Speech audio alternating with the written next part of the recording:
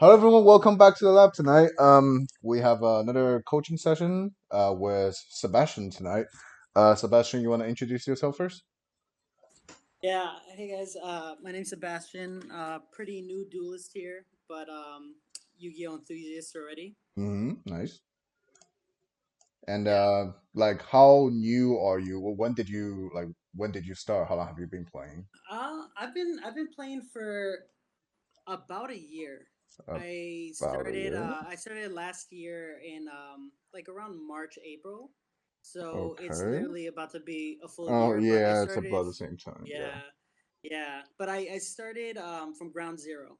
So I like only played when I was 8 years old. Ah. and then went on, did my own thing for a few years, and then came back to it, completely like new to the game. I went to a local, because I just became reminiscent. My girlfriend had gone to Dubai for a month, Oh. and I was just Okay. streaming episodes of Yu-Gi-Oh with like one of my best friends, and we were like, "Oh my god, the stuff's so cool, like this is just awesome. Wouldn't it be cool to duel again?"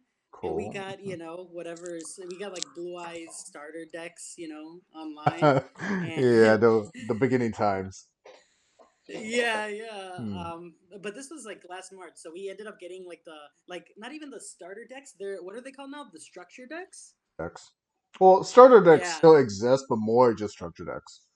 yeah, I think it was like a blue eyes structure deck. We came in playing the old Yu-Gi-Oh. Hmm. Not knowing that there's like a whole new capacity where you have to like build it towards like an Yeah, archetype, and yeah, pretty so much. that was like yeah, so that was a really like hard learning curve, and having to learn everything from when things trigger to timing to wording. It like literally like had to learn all of that within a year. Hmm. So it's been uh like very difficult at first, but then I realized the only way to get better is to be studious and to try to reach out to as many people as reach out to as many resources and learn as much as you can about the game. Mm-hmm. Okay, yeah, Yes. that's pretty good. So it's been about a year. Have you been to like any form of tournaments, small to locals, top to like now what extravaganza? Yeah, yeah. No, I did pretty well. I first started off with Guru after one of the people at locals told me to try something more like competitive. And Not really a bad starting deck for a combative ego, to be honest, yeah, yeah, because it's very yeah, simple. It's very yeah. simple. I actually started topping locals early on because I got really obsessive about learning. So I would try to look at how many videos as I could, a lot of your deck profiles, a lot of just Yu-Gi-Oh that was going on in the time of what was it back? It was like Shadal's and Salomon Great. Last year, yeah, it was like so when you started like the ban list already here, right? I killed Spyro and Luna already. It just hit, yeah, it just hit, yeah. So I think it was what Salad, Dragon, Shadow Invoke, and then soon later was like Rock and Eldritch, right? I think that's pretty much Yeah, everything. exactly. Yeah, yeah. That Yeah. came like right after. Mm-hmm. But before that I was playing Dark Magicians, and I got Mm-hmm. like the basic I paid basic support, and I actually became pretty good at the deck where I Mm-hmm. would go to the finals. I'd always top, but I'd always come like either I'd always come second and not Are your at locals? first. Are your locals? Yeah, at the Hmm. locals. How Then I was big? give How big is usually the local tournament? it would usually I live in LA, so it depended which one I went to. There were the core locals, there were the project locals, so it was like usually about like anywhere from like 8 people to 32 people. Nice. Yeah, so I started off with that. I and then someone told me to try to be a little bit more competitive, Hmm. and then recommended me, a deck core for Guru. I learned it, and that was kind of like my pet deck for a while because it was pretty easy floodgates, to like learn the game. But then my biggest challenge I had there was a player that would play Dragon Link, and this was when you just had topped in Yes. the I think it's yeah, probably or like you just had one. Yeah, you just yeah, it's won. probably like the next couple months since I won, honestly, because I won at around like what mid late February, and I assume by the time you start Yeah, playing competitive will be probably like a couple months after already. yeah. Oh, yeah. That's what it Yeah. was because Mm-hmm. you had won, and you just like I've inspired also, this whole yeah, I've also group been of people. topping all the online tournaments with Dragon the couple months afterwards. Yeah, yeah. So then after that, that's when everyone started playing. And then from there, I realized I had to take it up a notch and learn new decks. So I ended up joining the Duelist Academy. Hmm. Oh, nice, And yeah, yeah. So I've been a student over there for a while, under Asala.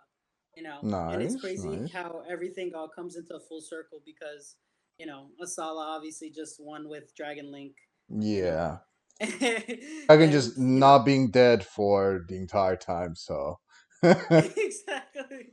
No, exactly. So that's kind of where. So from there, I did pretty well in extravaganzas. I ended hmm. up in one of the last qualifiers. I ended up being top 8 with Inspector Eld Okay, Taboo. okay. So Yeah, it's another easy but competitive deck.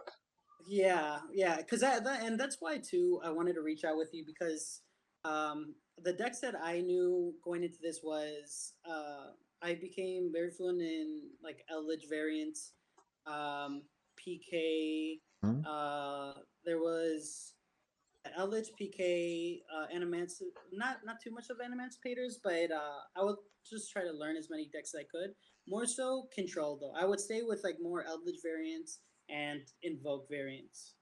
So I always had like a very competitive mind towards doing more control decks, but this is my first time after seeing your build with PK that I realized that I wanted to venture further into the combo side Okay. and pick up skills on that side. And knowing PK before, it really attracted me to your deck, and then seeing a lot of the functionalities and ways that it could, play. It doesn't lose too hard to Dark Ruler no more.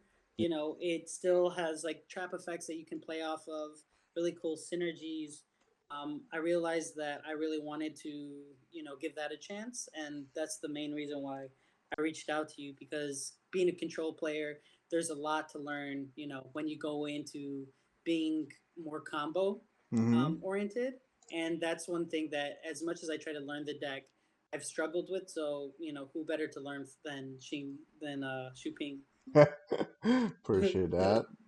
Well, it's usually like in my opinion, it's usually just a full circle. It's like see, you wanna in order to play better in controls, you still pretty much have to get better at combos, so you know where will be the better timing to use your interruption at.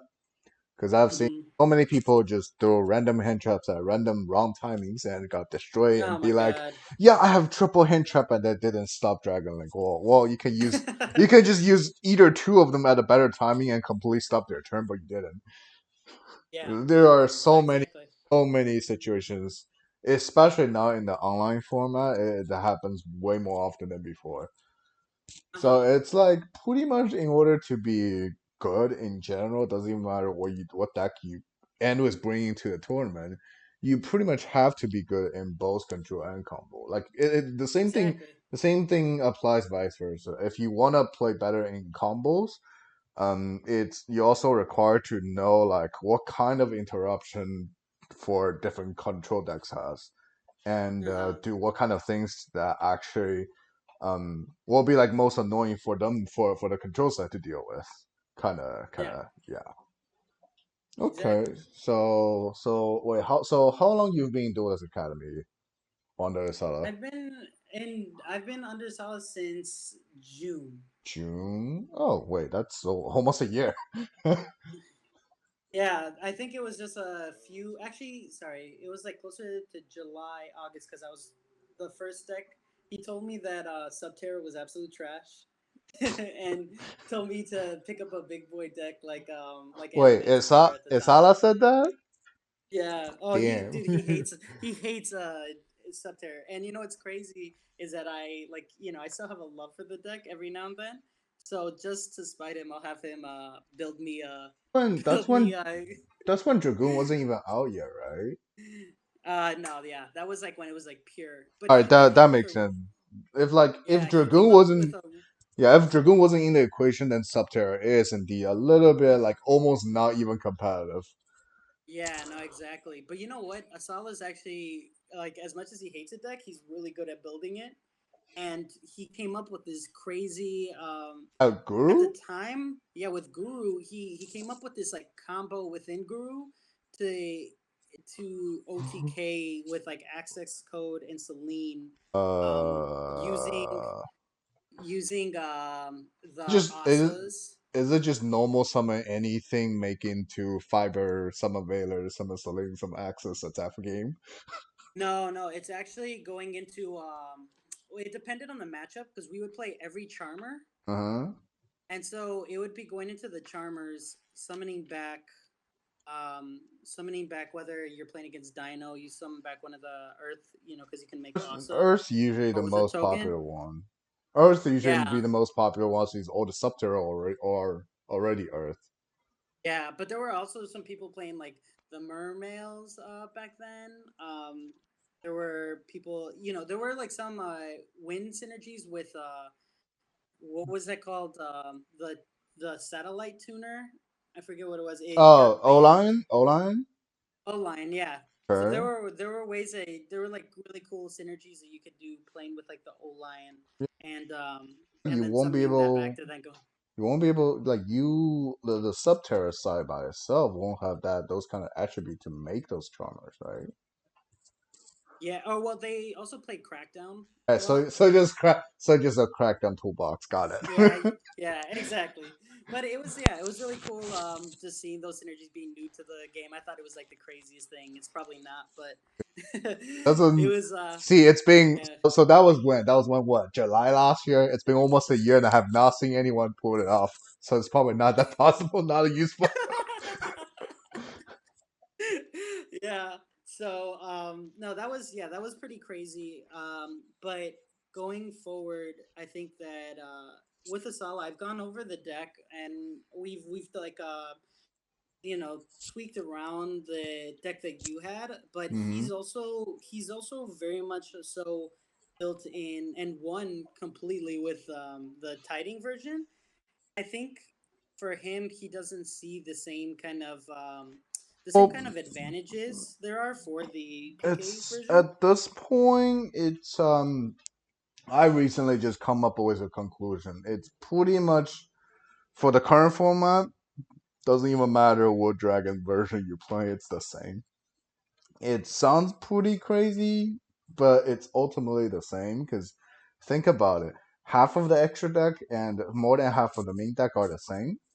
So, Yeah, and the non-engine cards are almost the same, right? So, yeah, whenever you get to play, you play the same amount of engine card to get you there. And hmm once you pass the point, or like once you're past the point where LP is resolving, the rest of the combo don't even matter because you just put whatever fancy negates on the board you can. yeah, exactly. But and whenever you go in second, you have to break your opponent's side. It doesn't even matter what engine cards you draw. It only matters to what the non-engine cards you draw to help you break boards, right? Because Yeah, pretty much exactly. the gameplay is just break their board or attack. And LP Paisley, Borstar, Romulus, Tracer, they all the same, no matter what version you Yeah, play. So down to the end, it exactly. really doesn't have a difference. Like going second, the PK version and Tidy version probably don't even matter because all of those cards probably might even be side of health. Yeah, And no, the game plan exactly. is literally just LP resolve, Borstar, Bro attack. Okay. See, yeah, So that's yeah, so at that. this Those are like point, the yeah, at this point, it's more down to a player preference. I know Isala in his interview after he won the Invitational, he said he thought about my PK version, but he's more familiar to the Tiding version. That's why he played it, and that's probably why he won with it. But mhm. I'm pretty much the same opinion, just on a completely different side of the deck. I Uh-huh. also tried both. I just heavily dislike the Tiding version. It feels so. feels super awkward. So I'm on the PK version, but I think for whoever really um don't have a preference yet, just maybe try both and find out which one you feel better. I mean, Yeah. it's never a bad thing to get good at both versions. Yeah, no, no, that's not bad at all. I think it helps because I know that to understand the PK version, I've been Mm-hmm. playing mostly with the PK version in Mm-hmm. locals, as well as like different tournaments, and it's and I recently learned the tidy version, and for some reason, and this is also why I wanted to like pick your brain about it because a tiding version it feels like easier as like a new player to Dragon Link because there's so Mm-hmm. many there's so Yes. many intuitive extenders, but that doesn't always mean that it's necessarily better. In terms of starter and extenders, it's pretty much the same in my opinion. Why is that? Because think about it, like, um, that version, the tiding version, you usually max out Warlock's Guard Dragon and have a good number of Nocta Vision, right? Which Yeah. uh the other version doesn't. However, every single rocket monster, it's like every single rocket monster is half extenders. Mm-hmm. So, how should I say this? So your extender, like the extenders in tiding version, is usually just like 1 or 0. It's either they completely serve as the most broken extenders or not. But Uh-huh. the rocket version, the rocket PK version, is like almost every single monster is more than a 0. It's like point 0.5, point 0.3, point 0.7, that kind of feeling, and Yeah. everything adds up together. Mm-hmm. So at the end, it's like if you just do like if we have like a fake score system here, the Mm-hmm. tiding version, it just you multiply a lot of ones and zeros together. Mm-hmm. So because like if I give you an example, one Warlock Guard Dragon is like 1 already, but the second Mm-hmm. Warlock Guard Dragon is an absolute 0, things Yeah. like that.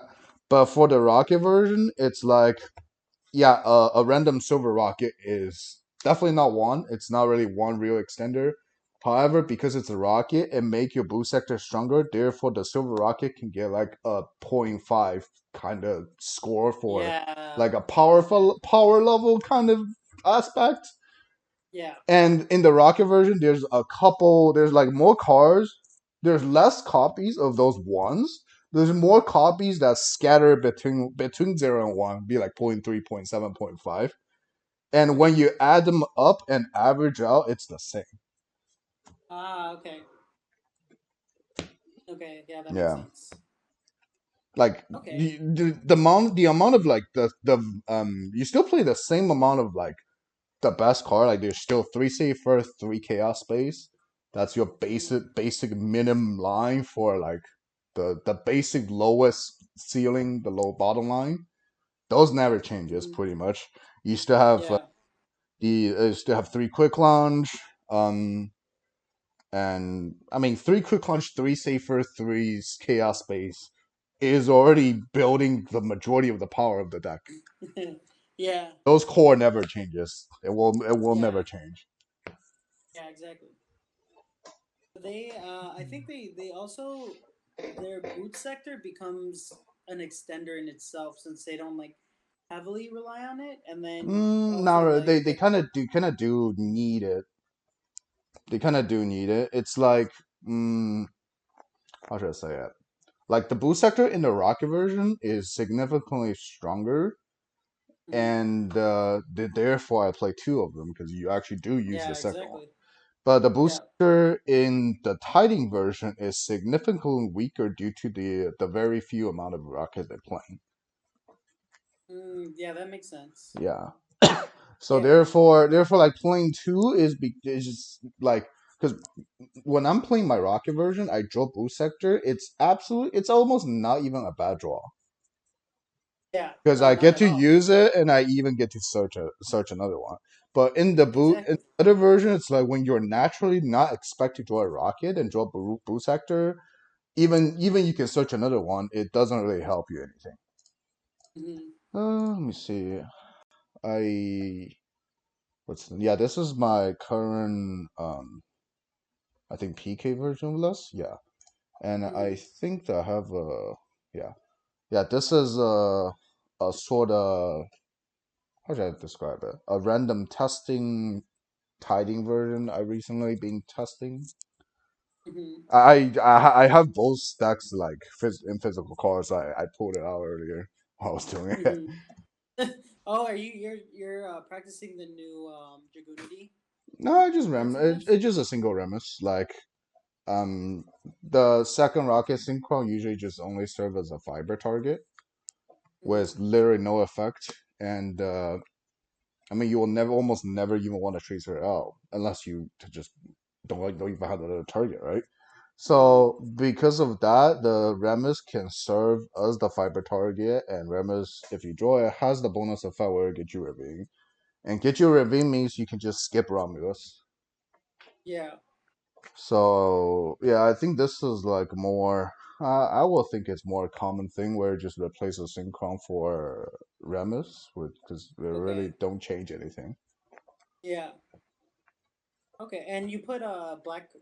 Oh, this one, but this version you play black metal then, because I Mm-hmm. know the PK version you ended up cutting it, right? It's something don't matter. I just want to fit a little bit more non-engine cars, so I was like, what's the most unnecessary card in my whole core? Oh, there goes the black metal.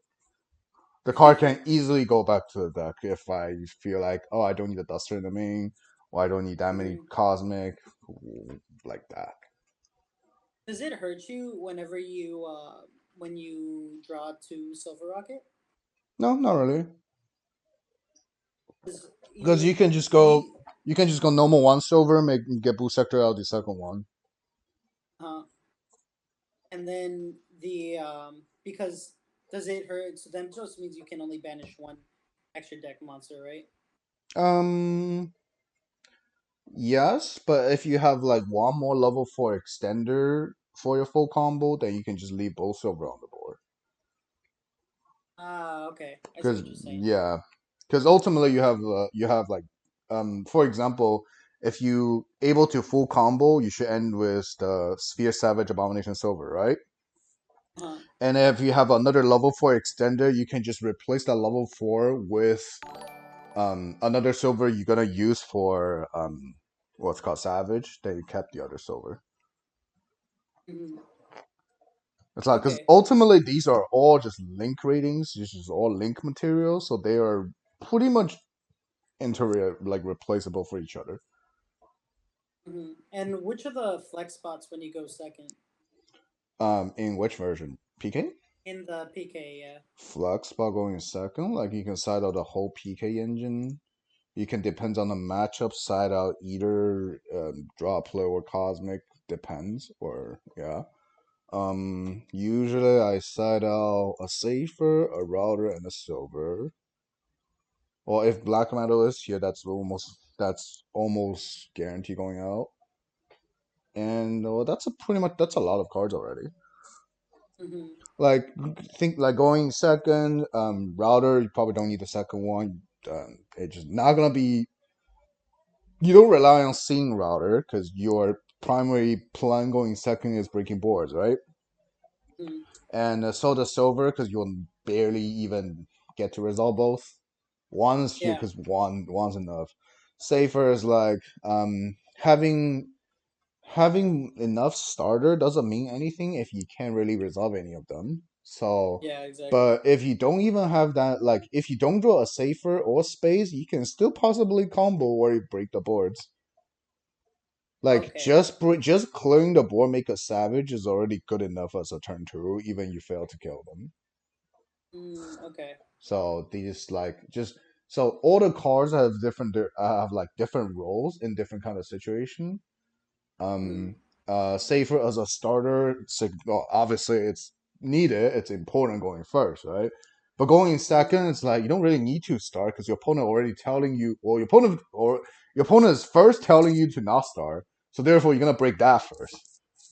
Yeah. And if you can break that, have two like you can have you can have safer chaos space quick launch Wolexi guard dragon going second. Where if your opponent just go VFD, you have nothing to do, right? Mm-hmm. So nothing really matters here. So that like if your opponent is, well, for example, changing trap, having all your best cards in the deck, as long as you don't draw any non-engine cards, really don't help you. So therefore, Yeah. decrease the number of these is like possible. Okay. And Um, then, do you have any issue dealing with Winda? Not really.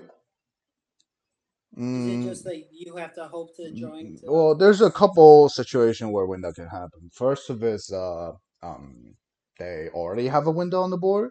At this point, they lose to Droplet Archer. Mhm, And the second way is they summon the window in your turn by majority of the time Schism, rare cases El Shaddai Fusion. mhm, By that it's depends. El Shaddai is very hard to sort of dodge. Um, mhm. but El Shaddai is not that popular. Like 90% of the time you see a window being summoned in your turn is because of Schism, not El Shaddai. So that's a Yeah, very small chance. And um, let me see. And if it's from a schism, that's why schism is good. That's why schism gets a lot of hates in the format. That's also why mhm, there's cosmic in the main. yeah. Like also And schism is not if really you don't, schism is also not really searchable. So Ash, on the other hand, is sort of able to stop schism. okay. Yeah. Go ahead. So What then were you trying to it's. say? Oh no, sorry. I was just gonna say like if you don't draw into your uh your cosmics Mm-hmm. or your forbidden droplets, then is there like are you in that like can you still win that matchup being under a window or is it pretty You much well the so first of all, there's not many cars in the engine that can really single car handle window because that's how the characteristic of the engine is. The very few thing you can do is if you Roger Red Eyes, you beat over it, that lose to Alistair. yeah. You can boot Sector Silver, which is another out. Mhm, That quote unquote does lose to Alistair for this turn, but however, you have to think Silver gonna flow and boot Sector still on the field. So mhm, it's very easy to just get another wave of the second silver attack. Because monster summon of Schism can even attack you directly, and the Shadow as a deck is doesn't really have the OTK nature. If they really want to like lock you, floodgate you over there as as their game plan. So in hindsight, yes, you are losing this turn, but you can definitely come back the following turn, or you definitely have the chance to come back following turn. Because like if you only think about two turns, when they going first, you going second, you're probably not gonna take the upper hand because they went first. But if you expand your view to like a four turn situation, then the window is significantly harder to stay there to doing threat. Because in four turns, you get two draw phase. You have much higher chance to see your drop the dark root, and also even situations like for game ones, fog blaze can also be participated in the combo to stop window. Let me see what else. Also hand trap can be included as well. Especially there. Do we have like connecting issues?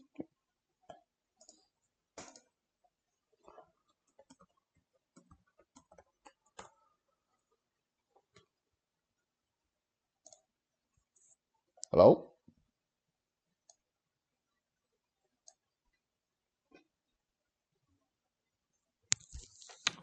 hello. hello. Oh, you're back. Hey, yeah, sorry about that. My computer crashed. It happens. Always have some technical issues. Yeah, always. Yeah. Yeah, but sorry, you're saying? So which part you heard right before the crash? It was talking about how you can float the silver rocket Mm-hmm. and Ah, okay. try.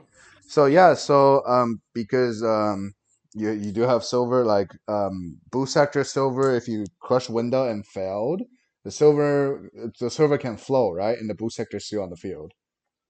Uh huh.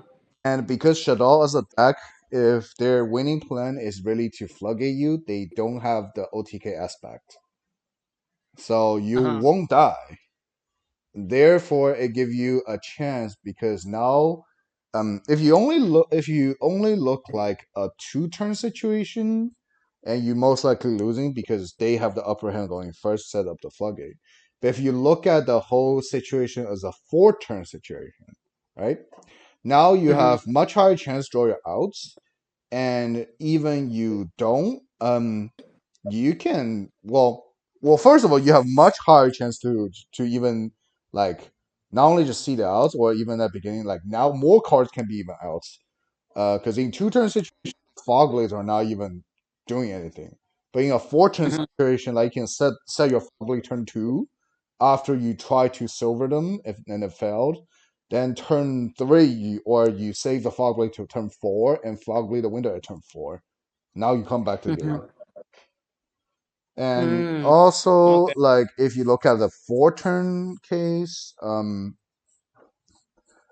because because they have the window, right? They can't really even expand even more.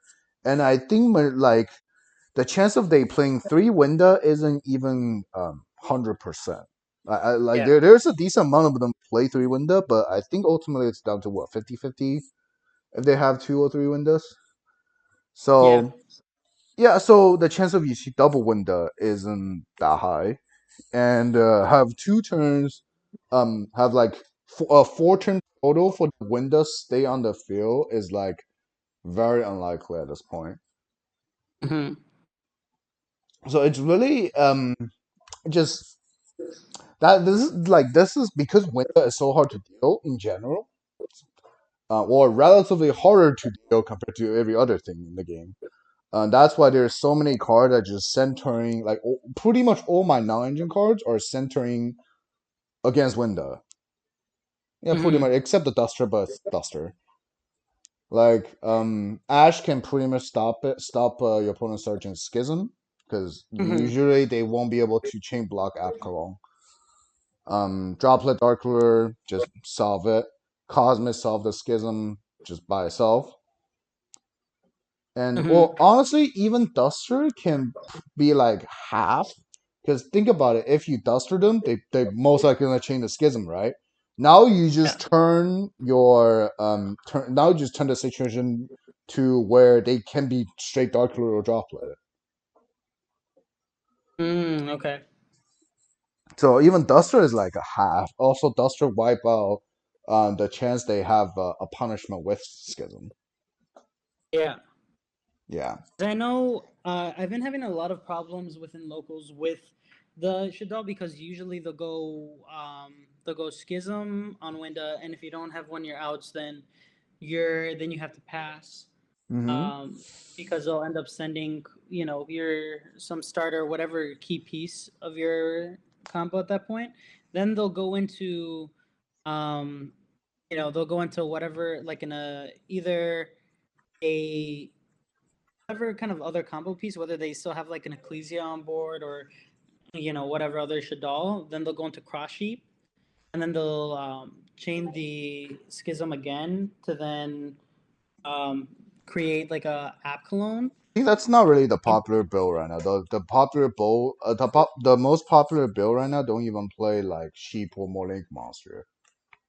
I Oh, think really? yeah, I think the build I've seen most were just mainly like they have one anaconda just to as a toolbox. They have a gravity controller and they have the Alistair friends like um Maiden, the Magistus, and Yeah.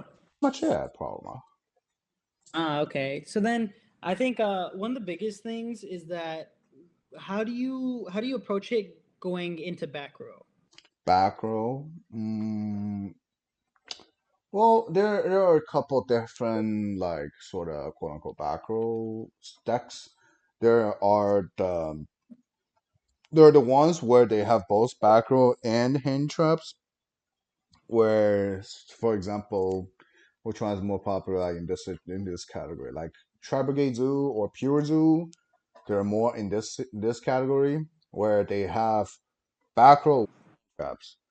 If that's the Mhm. duck, then those there shouldn't be that many back rows, and it's not that hard to play into it. Mhm. And also because of that, then Cosmic probably able to handle like if they only had two back row, Cosmic had one of them. That's like 50% of their back rows gone, right? Yeah. And the other Mhm. version is like the other category I'll say is like where those like pure lich or whatever lich variants where they just set like a full back row kind of thing. For those, Yeah. it's a little bit hard. That's why the side deck can participate more in the equation. However, Mhm. those decks there's also a characteristic where they usually having decent amount of issue going second if you want to Mhm. dice roll, right? Yeah. So on the other side, it's pretty much if you lose the dice roll, you might have to. Well, if you lose the dice roll to them game one because they have full back rolls, well, that can definitely happen. But game two, you Mhm. definitely have the upper hand because you just literally get to go first. And game Mhm. three, it is just where your sides really get participate to the equation where you need to have enough things for those 4 or 5 back row decks. And that's why you look Yeah. at my, I have like Pankratops, Lightning Storm, and Reboot. Despite I Mhm. already have Cosmic Duster in the main. Yeah. Yeah. Okay. So then, I think another question that I had too was that uh, your, I know that in this deck, at least like from the initial combos that I saw from your previous videos, it utilized Red MD heavy in the LP summon. Yes. But I wanted to know, like, is Red MD very important to that LP summon to then be able to go full combo, or are there instances where you choose to go with a different LP summon for your So, combo? well, which I don't know which video you saw, like how recent it is. So there are two situations. One is like you might saw a very old video where Red Eyes was still not once per turn. Then at that point, yeah, we were abusing Red Eyes as much as we can because every time we do get +1 more monster. Yeah. Nowadays, since Red Eyes got to like eroded, whatever you summon of LP usually don't matter as long as it fits one. Like you usually get like couple choices.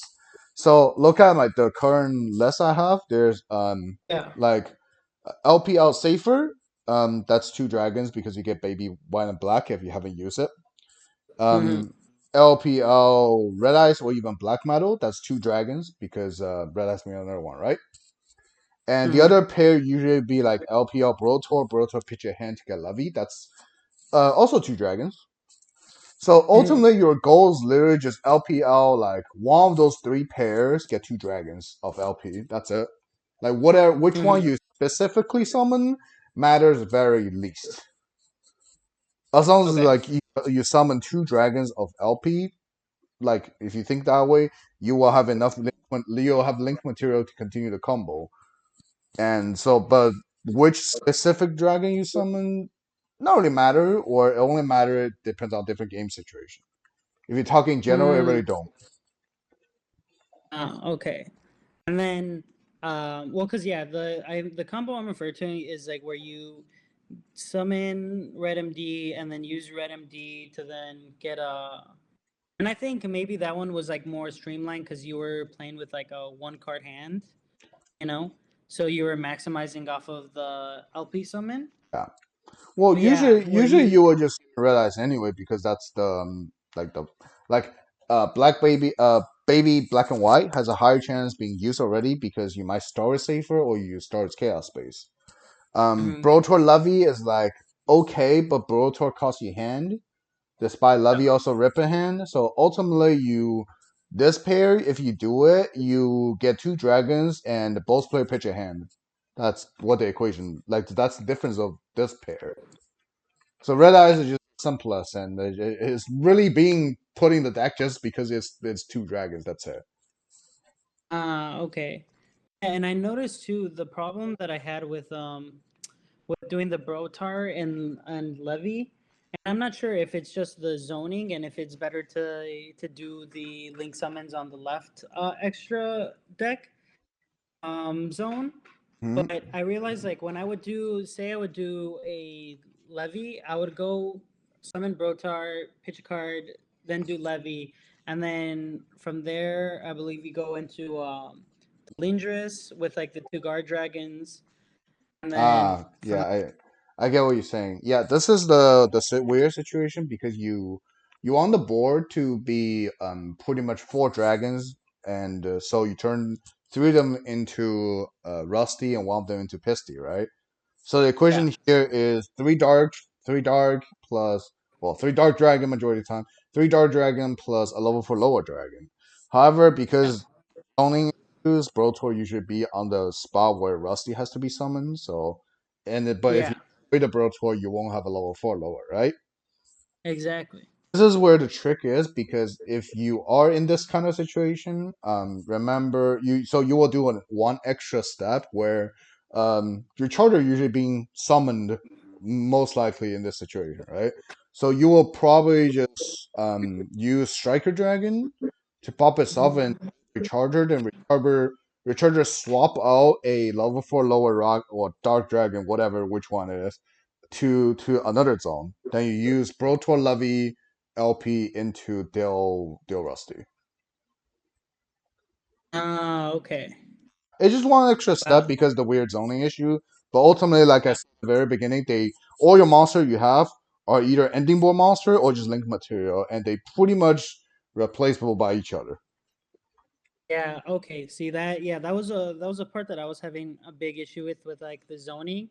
I also with this build, is it like how much of your hand resources do you keep? Because I'm sure I'm not playing it right, but when I do it, I realize there's so many discards. Like say I don't already have access to a tracer, I have to go into ROM to get Ravine, and Mm-hmm. then get a tracer that way. And so I'm discarding a card there.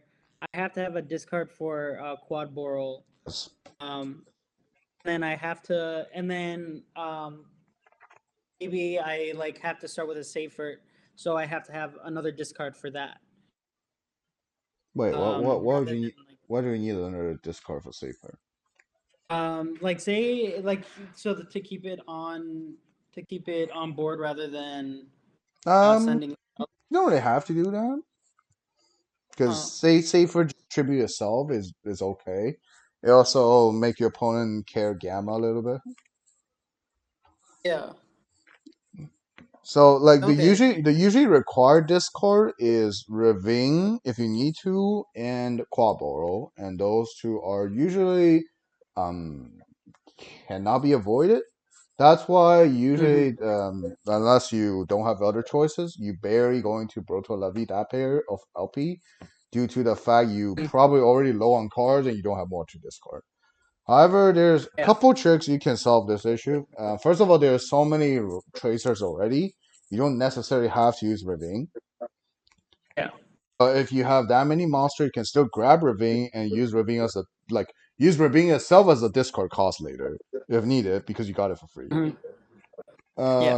The non-engine cards like Droplet, it's going first. It's an easy discard because you probably don't have cards for Droplet to discard it anyway.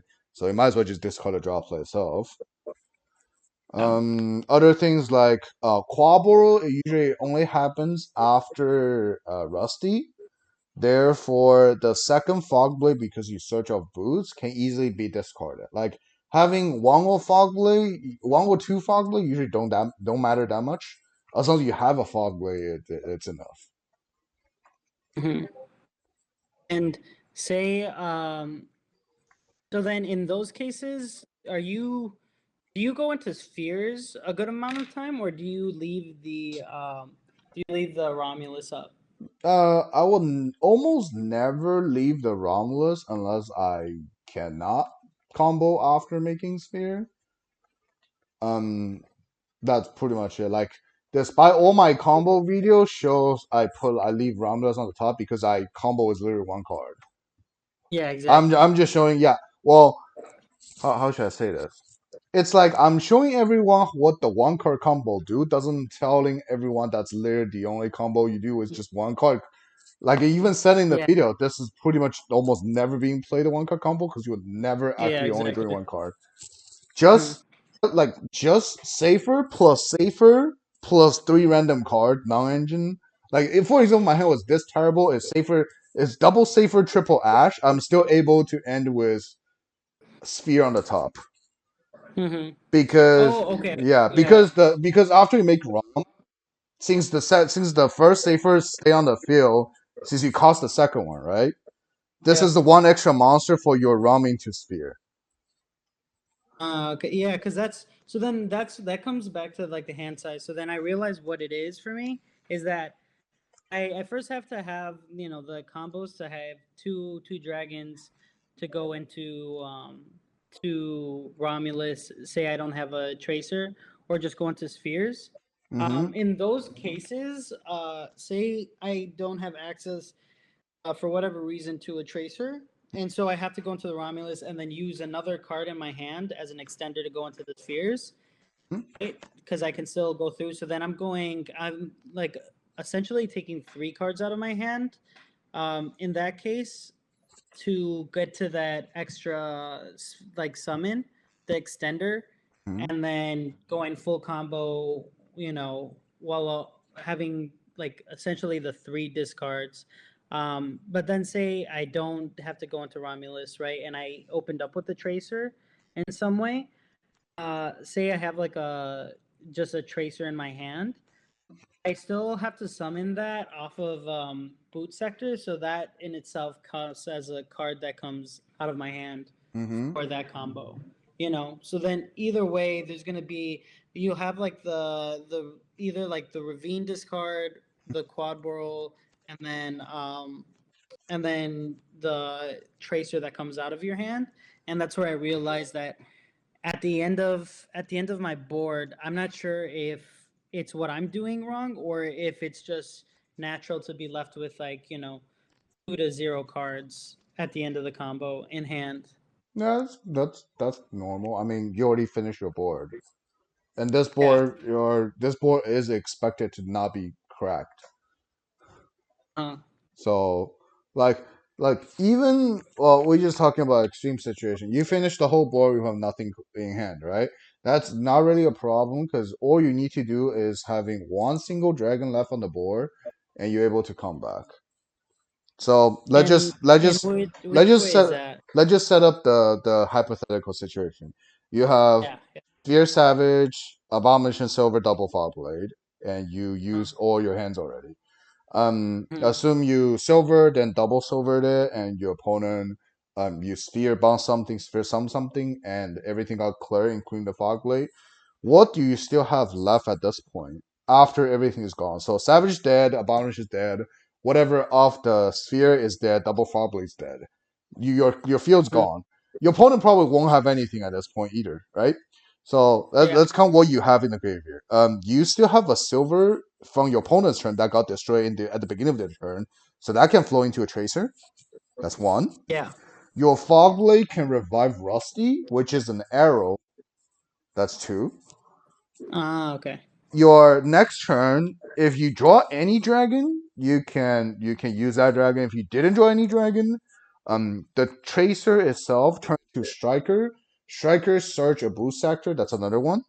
Then most likely Recharger will be in the graveyard, right? Recharge use Striker pop itself at Recharger. Recharger summon Red Eyes. Red Eyes bring back either LP and Pisty to form Arrow with Rusty. And Okay. you just already have a board despite you probably didn't even draw anything. Yeah. Like everything is already there. It's just a lot of people don't see it, and a lot of people complain, be like, "Yeah, I've heard a lot of people come to me be like, yeah, I feel like I have no follow ups after PK. Yeah. There's a lot of those like little Yeah, those and little synergies to yeah, remember about. yeah, and I sometimes even get tired to be like, there's a lot of follow ups. You just didn't see it because like Exactly. just the boost sector of the last Striker Dragon, the boost sector itself is a soul charge if your opponent has enough monsters. Yeah. Like for example, your opponent has like a full border monster after cracking, although none of them really do anything. Just your boost sector revive like 3 rockets. That's already a board. That's already a board sword axis code talker. Yeah. Yeah, despite you can also do some trick with like um resolve your charter, war resolve red eyes, and then bring out LP in the same chain link where you're trying to bring out LP, Fogly banish summon Rusty. So LP Rusty can form any zones you want on your field. I see what you're saying. Also, or Yeah. if you want to resolve Pisty, you can just go make a B cup, make a Rusty right underneath B cup, or bring back the Mm-hmm. Rusty right underneath the B cup, then revive Pisty or whatever, as long as it's not the ones that they point to. Then resolve Pisty. Uh-huh. I see what you're saying. And And they because you still have access code and Boros, that should be able enough to deal with whatever on the board left. Any opponent. okay, so that's usually the follow up. Yeah. And so when you revive Rusty, it still does it still have the restriction? Yes. Right? So then it's Rusty just more Rusty so just about is Rusty being revived is mainly just for the li- the attack and the arrow. That's it. okay. And so you can still activate Pisty even though the Mm-hmm. arrow isn't there when it activates. Wait, what? The synergy that you said when you say attempt to activate LP and then banish Ogblade Mm-hmm. Oh, so so that for example, you go activate Red Eyes Chain Link 1, and you know you're gonna revive LP here, right? Then you go yeah. channeling to Fogblade, banish yourself, revive Rusty. Because when LP has already landed on the board, you cannot summon Rusty anymore. But if you do it on the same chain link, but one chain link higher, Higher, Rusty will yeah. land the board on the first. Then you bring LP to the corresponding zone where you form 2 arrows together with LP and Rusty. Okay. Yeah, yeah, that's pretty interesting. Yeah. Okay. Yeah, I think those were the synergies too that one it was like one of those like you miss a couple of those like key bodies on the board on your follow-up Hmm. and you completely lose the momentum to a control deck. Yeah. I Yeah. mean, usually, first of all, you should expect your opponent not be able to crack everything on your board. That's step number Yeah. one. Even step number one has achieved by your opponent. They crack everything. Whatever already on the board is already enough to as a follow up turn next turn. Huh. Despite you can also do something like safer Outback Leveneer, and then that just we know what's happening after that. Yeah. Are there any ways to early access Leveneer in this deck to deal with the back row, or is that just is Very, that just one of un- those things that if very you have it, you unlikely. Very unlikely. It's really pretty much like there's technically a full copy of Lavinier in the deck, right? In forms of Levy itself and 3 Chaos Spades, and rare occasion Dragon Ravine. have. Or But if you draw a handful of monster, you can go safer pitch 2 4 to an 8, which can definitely happen. It's always an option. It just neg a lot, so usually not needed, not doing it unless needed. yeah, okay. Then I think one of the last thing I wanted to ask you about was your Nibiru plays, your bounce back for Nibirus. What If do you you've mean? already What do you mean like bounce back of Nibiru's? say you get Nibiru, say you get Nibiru after you've used Oh. your red MD. Mm-hmm. What usually is like a rebound Nibiru play So there's that I get your question. So there's like a very there's like a lot of situation where your opponent can Nibiru you. And there's also a lot yeah of situation you can force the Nibiru where I think I said in the one of the video a couple of weeks ago. For example, your hand yeah is very, very good. Like Rocket, Router, Baby White, right? That's already because Rocket Router is already full board, and plus Baby White is two extenders, so it's definitely a good hand, and also require the least because those weigh three cards, right? Because you technically have like six dragons here. So what you can do is you make Sphere first, then right under Sphere, instead of going into LP Striker, you make a Savage first, Hmm. and then you use your extenders to make LP after Savage has Okay. resolved. So when your Yeah. opponents see like a Savage being summoned when you have Nibiru, they better to use it, right? Yeah, of course. Otherwise, they're just absolutely dead. Or unless they draw like Yeah. Nib Gamma, then they can just crack your board whenever. At that Yeah. point, it don't Yeah. even matter for the conversation. Um, Exactly. but if your hand is that good to make a Savage early, then it's definitely the safer play to do it. Hmm. Despite you probably it will be either you'll probably have like one more discard because what kind of extender you hand, or your Savage might just have one or at most two counters on it because it's either equipping a Rom or Striker Dragon. Yeah. But if this can safely let you finish the board, it's definitely worth. However, Nib is also not being really played, at least in the main right now. So game ones, you can probably just ignore it. But game two and three, you can think about it and maybe do that kind of plays if your hands is that good. Uh-huh. This is And it like, doesn't. well, this is the first way to dodging it. Go ahead, what you trying to Yeah. say? No, no, sorry. I was just saying. Yeah, I was just gonna ask, like, if you didn't have enough to start off with a either. I think one. When do you know that you can start off with a savage, and then two, what do you do if you can't start off with a savage? So well, I know if I can Savage is usually because, well, as long as I saw my opening hand, I pretty much know if I can or not.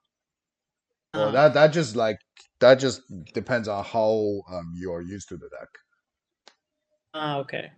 And because the general play of starting your combo is the same, so what you really have to see is if you start a combo with, for example, these two or three required cards, can the rest of card make a savage with it? If you can, Yeah, then you make a savage first, then do it by different steps. exactly. And if you don't have that good a hand, if you just have an average hand, then there's a couple situation where your opponent can Nibiru you, right? The Mm-hmm. first thing is before you even LP, you go Sphere, then you have two level four. This is actually a point where your opponent can nib you in case your opponent, from your opponent's perspective, they fear you going to Chaos Ruler. As Yeah. if you play the other bill, it could be because they won't know. So that's Mhm. the first one. The second one is you LP effect, where your opponent might just want to stop the LP and nib you. That's another situation that can happen. The third point is like you already resolve LP, but you get to Rusty. They don't want you to get the Fog Blades, so they nib you on the Sphere Rusty. That can also definitely happen. Or they hold nib until the end and nib when you have everything and you make Savage finally and Savage effect they nib you at here. So these are the four possible situations where they usually nib. Can happen, I'll say. The first three, because your sphere always flow, and based on I think the first three you also have not used. Well, the first one didn't even use LP, but the other two didn't even use Pesty, right? Yeah. So because of that, what you can do is the nib token and will be one of the material into B cop. Yeah. And in order for you to combo again, you need pretty much four monsters because you want Yeah. B cup striker Pisty. And the Yeah. nib token is already here, is already one. Sphere gonna flow, and Sphere just gonna flow into another pair of the dragons, like we said earlier, because those are two dragons. Mhm. There is well, then usually you recover with like one more extender. Now you have four dragons. You can keep like making at least something with Mhm. B cup striker Pisty. Or if you really don't have that many extender, there's actually one way for you to get three monster of either sphere or LP is you bro tour to search black dragon or white. But usually there Mm, isn't a light dragon on the field, so you should search black. So Brotor plus black plus white, those are three dragons. yeah, That's also possible. So you really just have to see like how many monsters you have after, how many monster can you have based on the different monster you summon, and based on the different monster on your board, B cup, pesty striker, pesty get into like a rocket, then pesty striker into Dillingers. This is at worst case abomination silver if you just absolutely nothing. But obviously we yeah, can do better. If you cover with one more extender, so now we get to B cup, Delingers, Rocket, right? You go yeah. Delingers and B cup into Rusty. Rusty, grab your fog blades. And Mm. then use another dragon extender with the rocket into Quaboro. Quaboro pop Rusty. Summon three back and Delingers. That's Abomination, Savage, Silver with double fog blade. Ah, okay. So it has some pretty good follow ups then. And if your opponent nib you at the very end on the Savage, well, at this point you've used your extra die. Like the resource in this deck is your extra die, it's not really your main deck. Yeah. So you use all your resources already. You probably don't have anything. Maybe just levy rip one or try to do something Q with Recharger if you can. If not, Mm. there's also the backup plan where, well, I don't play now because Nib isn't that popular. But back then I did play with just like I summon a Brotor, Brotor target my opponent's Nibiru, well, Brotor target a Nibiru token that I have, search my Nibiru and pass. Ah, okay. See what you're saying.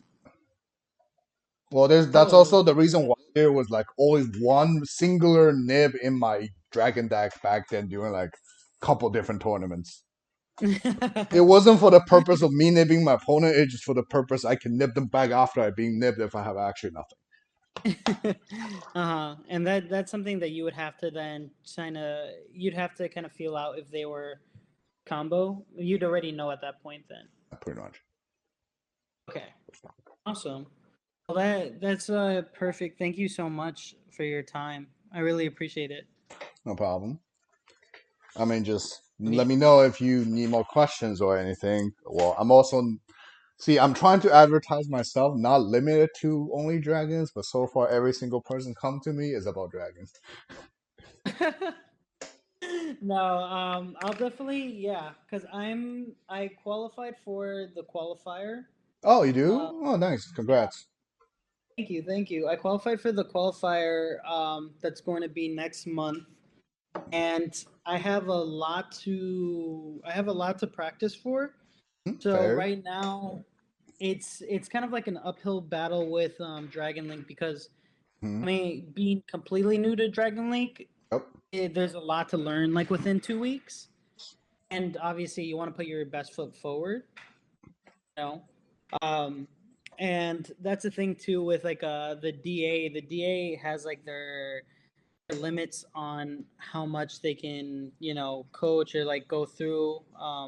And so there's times where I want to go over that, and I want to like I have so many questions. I have so many like Hmm. questions on theory on so many different decks and of the meta that I definitely like to pick your brain about and have some coaching sessions later in the future about. Hmm. Cool. Yeah, so I'll definitely be hitting you up on my road to the qualifier. Sure. Honestly, for you, you've only been playing like a year, and majority of the time was still around like local level, and you've already qualified for, or you already qualified for the invitational qualify. That's pretty good Yeah. progress in the first year, honestly. Yeah, no, thank you. I mean, the biggest thing was when I came top 8 in the last qualifier. Um, Yeah, that's like with equivalent to a top eight at a regional, right? Because the extravaganza. yeah, yeah, no, it That's was yeah, pretty it decent. was crazy. Hmm. It was crazy. It was surreal. I played against some really good players too. Hmm. That ended up going on. How big was the extravaganza Oh my, event? it was 300, That's a pretty 320. decent. That's a pretty decent turnout, honestly. Yeah, yeah. So I've definitely made a lot of practice, but only from being super studious and like dedicating a lot of time. And I know, and with control for me, it's been a lot easier because there's so many different pieces and timing and pieces that you can forget. Like with counting your summons, right when you see your hand, Mm-hmm. where Yep. when you play control, it's very reactionary. So It's you're waiting to see. well, it's really not that complicated, not as complicated as you said so. It's think about it. You Uh, play Guru, right? yeah, You draw your opening hand. You see how many negations you can have, right? yeah, It's yeah. the same logic. Uh-huh. It's like, I open city, three trap and an ash, right? This is Yeah, clearly five negates on the board. It's three trap and ash exactly. and city guru fingers. There's five negates here. Same thing. You open a Uh-huh. handful of dragons. You know which dragons are like two dragons, and now you can know how many dragons total you have. That's how many link material you get to play. Uh, so is there so there's a line I because I know I have asked us all about the other version, and the other version is not so straightforward with bodies, but is it That's also the reason why I don't like the other version because there's orange you get play into it, and there's weird things that actually gonna happen if you play that build. huh? So then with your build, you can kind of figure out your end board based on Opening hand, the yes, amount the number of summons. pretty much. Like my And what are whenever I see my opening hand, I pretty much know what my ending board gonna be. and is there like a system to like understand there, or is it Uh, just off of Not using really. of the deck? I think it's just the more you play, the more like familiar you are with the deck. Well, not Mhm. even to this deck, with every deck, then you are getting better with it. Like if you really need, like the only thing I can say is if you want to get like a practice for it, just pull, just shuffle your deck, play against yourself against like a wall in your room, and just do like a five games in a row, see what kind of how optimal you can be, and just do it every day. And it's like gonna take you what, half hour every day, but it's gonna definitely make you like more familiar with, at least by just the deck itself, by you playing it. Okay. And then are there any like um number equations to what you can do with your deck? Like if you open up like, okay, I have um 4 bodies or I have 5 bodies, that um ends up here. Two body is sphere pass or savage pass usually. Four is pretty much full combo. It's just whether you can have ROM or sphere on the top or not. And six is when you might have a chance to get savage before LP. Because Okay. yeah, when you get to the point where like two, because you only have two, so it's either two, one plus one into savage, or one plus one into sphere. That's it, right? And if you have Yeah. four, that means it's a link two on the top, majority time sphere ideally, plus LP striker. That's four because it's a link two and 1/1. And if you have Yeah. six, well, you can really think Savage is a link monster acquired two level four, including a tracer, right? It's literally a Yeah. link monster. So Savage is a link two, and if you have six, that means four I just mentioned plus a link two Savage. That's it. Okay. Yeah, that I think that's gonna help a Mm-hmm. lot because I know it's one of those things where you'd have to for me or when I talked to Sala about his like Mm-hmm. process, he says that he does the same thing. He has to map his whole turnout before he plays a card. But for me and being new to combo, it's It's hard hard. to It's map gonna be out. hard. It's hard to map it out Yeah. and not so play, Yeah, So then the you easier start way is just play yourself. Like if you have the real cards, you play it by just shuffling it, play against the wall for couple opening handing every day. And if uh-huh. you have it on like online, just play on DB or Pro, play the solo mode, and do that. And for Okay. DB, well, for real cards, if you for real cards, you can maybe like draw your opening hand, take a picture first, then do things. So if you feel like you messed up or you want to go back, you know your opening hand. For online, you just go find the replay. And there you go. Ah, okay. Yeah, no, that helps a lot. So I'm gonna try to get as comfortable as I can with that. But if not, I have to. What would you say is the second strongest deck to play in the meta right now? Right now, second strongest. My tier right now will be like, well, both dragons at first. Then will probably Shadal Invoke Dogma variants on the second. Third and fourth will be like Prankets and Dino. I'm not quite sure which one will be exact third and fourth, but they are around here. And the rest probably is don't matter that much. The rest of probably just like Yeah. Lich and Trap cards. Yeah, No, so exactly. that's probably if anyone asks me, that's probably the tier list I'll give them for now. How intimidating is it to play against Pac's new build? Not at all. Just another regular trap deck, right? I mean, Is does it is does it he harder to? does he not get Lightning Storm rebooted?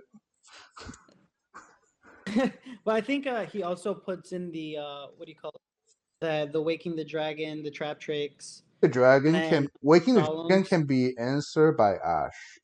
Like Ash literally covers more than half of his deck Can you Ash waking the dragon? because Waking not only can summon from the extra deck, it can also summon from the main deck. So Ash, despite 90% of the time, 99% of the time they summon from extra deck, you can still Ash it. Wow. And yeah, I didn't even know that. Also, That's crazy. if you play Skullmeister, that's another card that can negate Waking. Ah, okay. Yeah.